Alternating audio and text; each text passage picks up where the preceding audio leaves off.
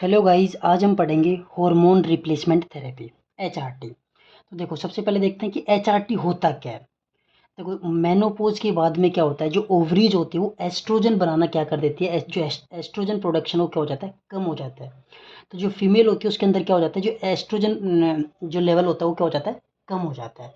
जिसकी वजह से क्या होता है, जो फीमेल है उसके अंदर कुछ चेंजेस देखने को मिलता है, जैसे सीवियर हॉट फ्लैशेस, लाइक बहुत ज़्यादा गर्मी लगना, ठीक है, ओस्टियोपोरोसिस, ये कुछ सिम्टम्स देखने को मिलते हैं। ठीक है, तो जो एस्ट्रोजन लेवल है उसको रिप्लेस करने के लिए हम क्या देते हैं, हार्मोन रिप्लेसमेंट थेरेपी।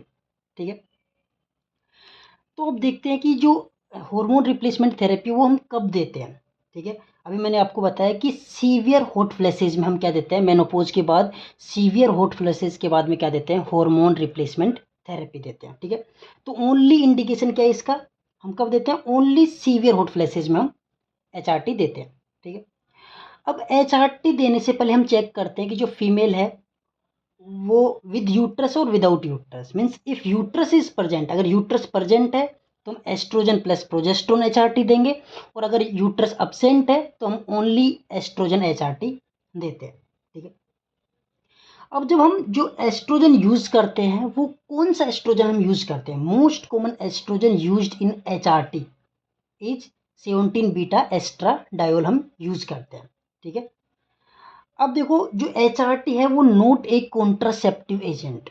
ठीक है, ये एक कॉन्ट्रासेप्टिव एजेंट नहीं है। ठीक है, अब बात करते हैं हम कि कॉमन कॉन्ट्राइंडिकेशंस ऑफ एचआरटी, हम एचआरटी किस केस में नहीं देंगे।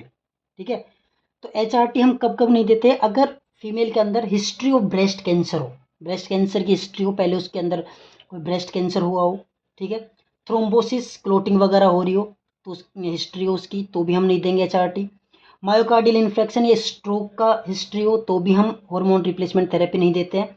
एक्टिव लिवर डिजीज, कोई अभी लिवर डिजीज हो उस फीमेल के अंदर, ठीक है, अनडायग्नोस्ड वेजाइनल ब्लीडिंग हो रही हो, ठीक है, सीवियर अनकंट्रोल हाइपरटेंशन हो, तब भी हम एचआरटी नहीं देते। लेकिन अगर माइल्ड हाइपरटेंशन है तो उस केस में हम एचआरटी दे सकते हैं, लेकिन सीवियर अनकंट्रोल हाइपरटेंशन में हम एचआरटी नहीं देते। सीवियर ट्राइग्लिसराइड लेवल्स बढ़े हुए हों उसके बहुत ज़्यादा, ठीक है, तो भी हम एचआरटी नहीं देते। डायबिटीज़ के अंदर भी हम एचआरटी नहीं देते। ठीक है, डायबिटीज विद वेस्कुलोपैथी में भी हम एचआरटी नहीं देते। माइग्रेन विद ओरा, माइग्रेन के अंदर भी हम एचआरटी सजेस्ट नहीं करते। ठीक है, और अगर जो पेशेंट है वो 35 ईयर्स से ज़्यादा है और स्मोकर है तो भी हम एचआरटी नहीं देते। ठीक है, आफ्टर 35 ईयर्स एज और स्मोकर तो भी हम एचआरटी सजेस्ट नहीं करते। ठीक है, अब एचआरटी दो प्रकार की होती है, एक होती है एस्ट्रोजन एचआरटी और एक होती है एस्ट्रोजन प्लस प्रोजेस्ट्रॉन एचआरटी। ठीक है, तो हम सबसे पहले डिस्कस करते हैं एस्ट्रोजन एचआरटी।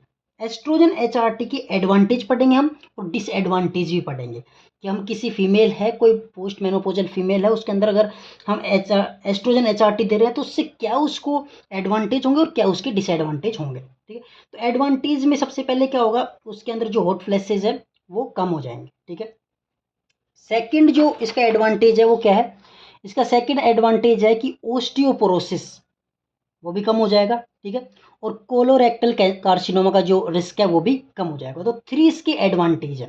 ठीक है, हॉट फ्लैशेस कम हो जाएंगे, ओस्टियोपोरोसिस कम हो जाएगा, कोलोरेक्टल कार्सिनोमा के जो रिस्क है वो कम हो जाएंगे। अब इसके डिसएडवांटेज भी है। डिसएडवांटेज क्या है कि जब हम एस्ट्रोजन एचआरटी लॉन्ग समय तक देते हैं तो उस फीमेल के अंदर एंडोमेट्रियल कैंसर होने के चांस ज़्यादा हैं अगर उसके अंदर यूट्रस प्रेजेंट है तो। ठीक है, सेकेंड है उसके अंदर थ्रोम्बोसिस होने के चांस ज़्यादा है और ओवेरियन कैंसर होने के चांस भी उसके अंदर देखने को मिल सकते हैं।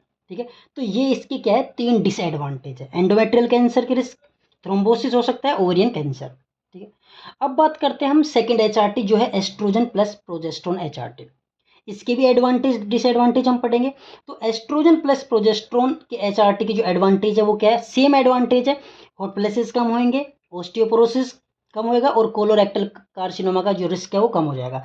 लेकिन इसका एक बिगेस्ट एडवांटेज और है कि इससे क्या होता है, कोलोरेक्टल कार्सिन जो कैंसर है उसके रिस्क कम हो जाते हैं एज कम्पेयर टू, क्योंकि जो हम एस्ट्रोजन एचआरटी दे रहे थे ओनली, उसमें क्या था, उसके डिसएडवांटेज क्या था, क्योंकि वो क्या इंक्रीज कर रहा है, कोलोरेक्टल कैंसर होने के चांस ज़्यादा हैं उसके अंदर। लेकिन इसका एडवांटेज है कि इसमें कम है चांस। ठीक है, ये कम करता है कोलोरेक्टल कैंसर को। सेकंड, अब बात करते हैं डिसएडवांटेज की। तो डिसएडवांटेज सेम है कि थ्रोम्बोसिस के रिस्क इसमें बढ़ जाते हैं, ठीक है, ओवेरियन कैंसर के रिस्क बढ़ जाते हैं। लेकिन इसका डिसएडवांटेज एक है कि इस अगर ये एस्ट्रोजन प्लस प्रोजेस्टेरोन एचआरटी हम लॉन्ग समय तक यूज करते हैं तो इसके अंदर फीमेल के अंदर ब्रेस्ट कैंसर का रिस्क है, ठीक है, ब्रेस्ट कैंसर देखने को मिल सकता है, ठीक है। तो अब हम कुछ इंपॉर्टेंट पॉइंट्स देखते हैं, ठीक है, एचआरटी के बारे में। तो जो एचआरटी है पोस्ट मेनोपोजल फीमेल, अगर कोई पोस्ट मेनोपोजल फीमेल है उसके अंदर हम एचआरटी मैक्सिमम 5 ईयर्स तक दे सकते हैं, ठीक है, मैक्सिमम 5 ईयर्स। लेकिन अगर कोई फीमेल है पेरीमेनोपोजल है या पीओआई है, प्रीमेच्योर ओवेरियन इंसफिशियंसी है, तो उस फीमेल के अंदर हम एचआरटी कब तक देते हैं, till normal age of menopause, जब तक उस फीमेल के अंदर मेनोपोज आएगा उस लेवल तक हम एचआरटी दे सकते हैं। HRT does not increase cancer cervix risk, means HRT से कैंसर सर्विक्स रिस्क नहीं होता, मतलब कैंसर सर्विक्स रिस्क नहीं है, ठीक है। HRT does not decrease chances of CAD, coronary artery disease, means अगर फीमेल के अंदर कोरोनरी आर्टरी डिजीज है तो वो HRT से सही नहीं होंगे, ठीक है। तो HRT does not decrease chances of coronary artery disease. तो आज के लिए इतना ही गाइस, मिलते हैं हम नेक्स्ट वीडियो में। अगर आपको हमारी वीडियो पसंद आई हो तो चैनल को सब्सक्राइब करें, कमेंट करें, लाइक करें। Thank you.